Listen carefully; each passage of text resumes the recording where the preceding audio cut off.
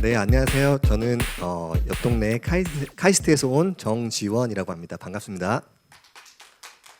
아까 그 두 번째 강연에서 유재춘 센터장님께서 확진자 얘기를 해주셨는데 저도 코로나 동안에 확 쪄가지고 여러분들과 비슷하게 확진자가 되었습니다.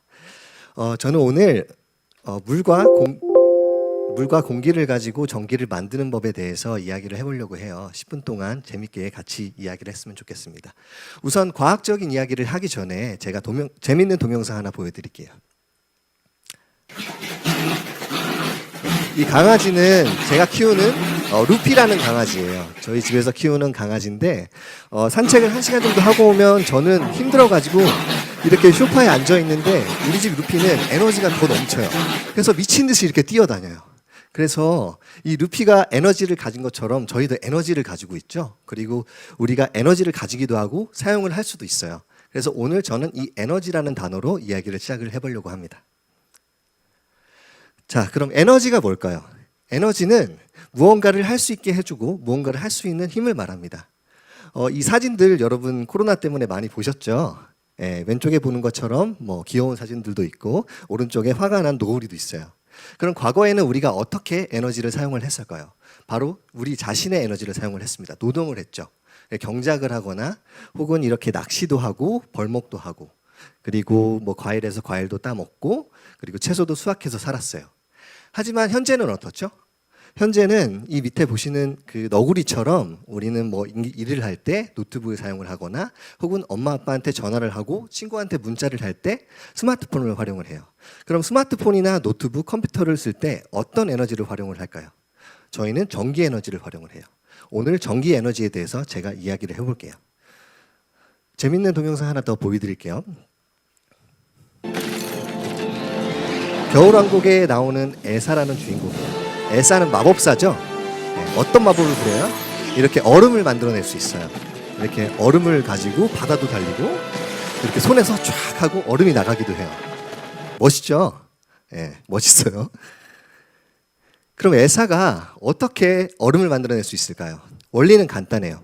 물에서 열 에너지를 빼면 돼요. 물에서 열 에너지가 나가면 물의 온도가 낮아지고 얼음이 됩니다. 그럼 이 영화에서 엘사는 이 얼음 궁전을 만드는데 이 얼음 궁전을 만들 때는 대량의 열이 나오겠죠. 그것을 이 원자폭탄과 비교를 해보면 그 열 에너지의 양이 원자폭탄 16개랑 같다고 합니다. 어마어마하죠. 그럼 제가 원자폭탄 1개를 가지고 전기 에너지를 만들었을 때 얼마만큼의 전기 에너지가 나올지 한번 계산을 해봤어요.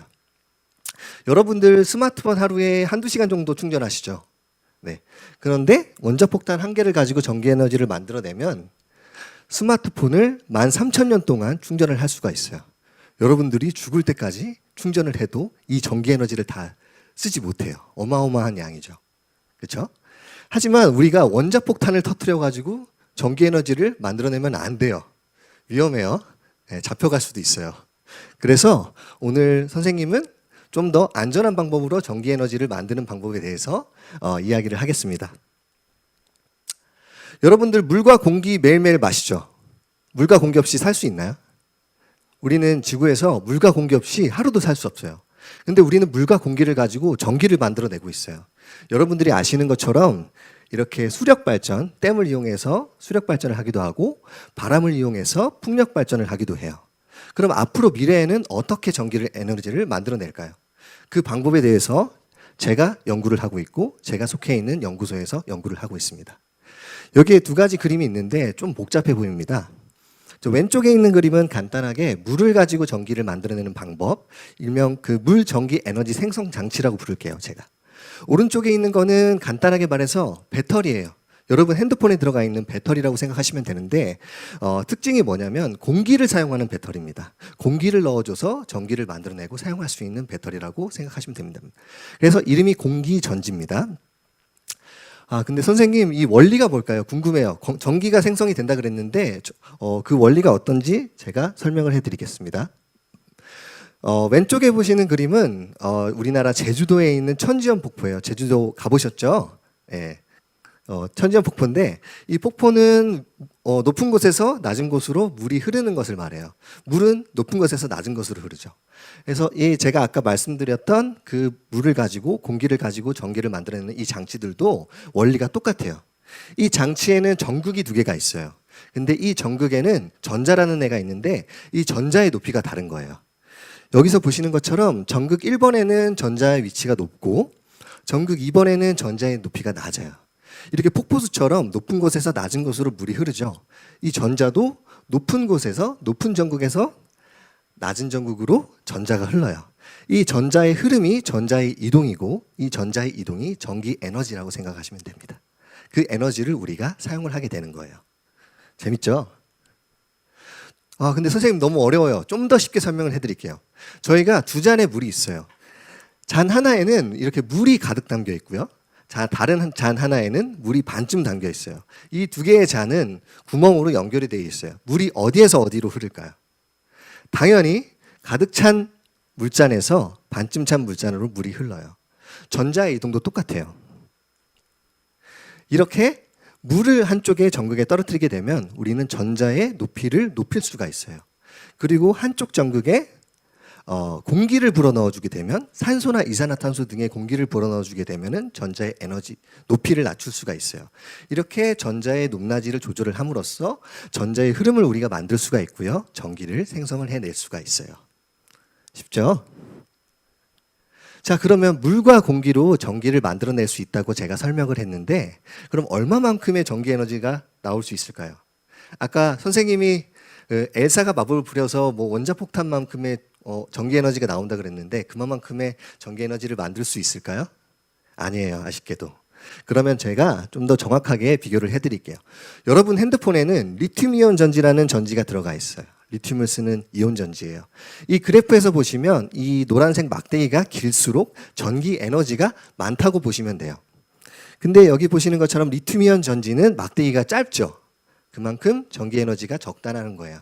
근데 선생님이 아까 말씀드렸던 이 공기를 사용한 전지의 경우에는 제일 막대기가 길어요. 막대기가 길다라는 거는 그만큼 전기 에너지가 많이 나온다는 거예요. 한 번 충전했을 때 지금 여러분이 사용하는 리튬이온 전지보다 훨씬 더 오래 핸드폰을 사용할 수가 있어요. 그럼 물을 사용해서 전기를 만들어내면 어떨까요? 이 맨 밑에 있는 것처럼 아주 작은 전기 에너지가 나와요. 그럼 이렇게 작은 에너지가 나오는데 이걸 어떻게 활용을 할 수 있을까요? 거기를 제가 재밌게 설명을 해드릴게요. 제가 아까 한쪽 전극에만 물을 떨어뜨리면 된다 그랬죠? 똑같이 한쪽 면만 물과 닿아있으면 돼요. 여러분 종이접기 잘 하시죠? 여러분들께서 종이배를 열심히 접어가지고 물 위에 띄우면 이렇게 한쪽 면만 물과 맞닿아 있어요. 한쪽 면만 물만 맞닿아 있으면 전기가 조금씩 스멀스멀 나와요. 그러면 그 조금씩 나오는 전기 에너지를 배터리에 저장을 하고 여러분이 쓰고 싶을 때 쓰시면 되는 거예요. 네. 그리고 공기를 가지고 전기를 만들 수 있는 또 재밌는 방법을 제가 생각을 해봤는데요. 여러분들 집에서 참치캔 많이 드시죠? 네, 참치캔은 저희가 참치를 먹고 싶을 때 그냥 캔을 따서 먹으면 되는 거예요. 이 참치캔이 배터리라고 생각하면 우리가 이 참치캔을 가지고 다니다가 전기가 필요해. 그럼 그때 뚜껑을 따서 산소나 이산화탄소가 안으로 들어가고 전자의 위치 에너지가 바뀌면서 전자의 흐름이 생기고 전기 에너지가 만들어지겠죠. 네. 재밌죠? 네, 저는 재밌어요. 네. 그럼 마무리를 하겠습니다. 네. 여기에 보시는 사진이 어딜까요?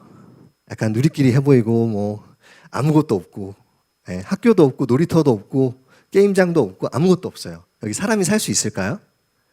네, 살 수 없어요. 여기는 지구가 아니에요. 여기는 화성입니다. 네. 화성은 지구와는 다르게 96%가 이산화탄소로 이루어져 있어요. 제가 아까 공기로 전기를 만들어낼 수 있다고 그랬죠? 근데 공기에는 이산화탄소도 있습니다.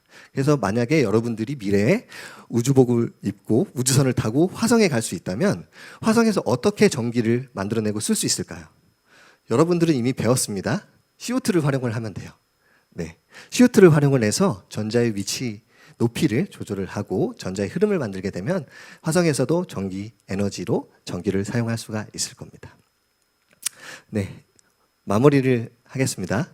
네. 네, 제가 오늘 그 물과 공기를 가지고 전기를 만드는 방법에 대해서 간단하게 설명을 해드렸어요. 그래서 뭐 좀 재밌게 컨텐츠를 만들려고 했는데 사실은 이 제가 연구하고 있는 이 두 가지 장치는 아직은 많은 해결해야 할 문제점이 많이 남아 있어요.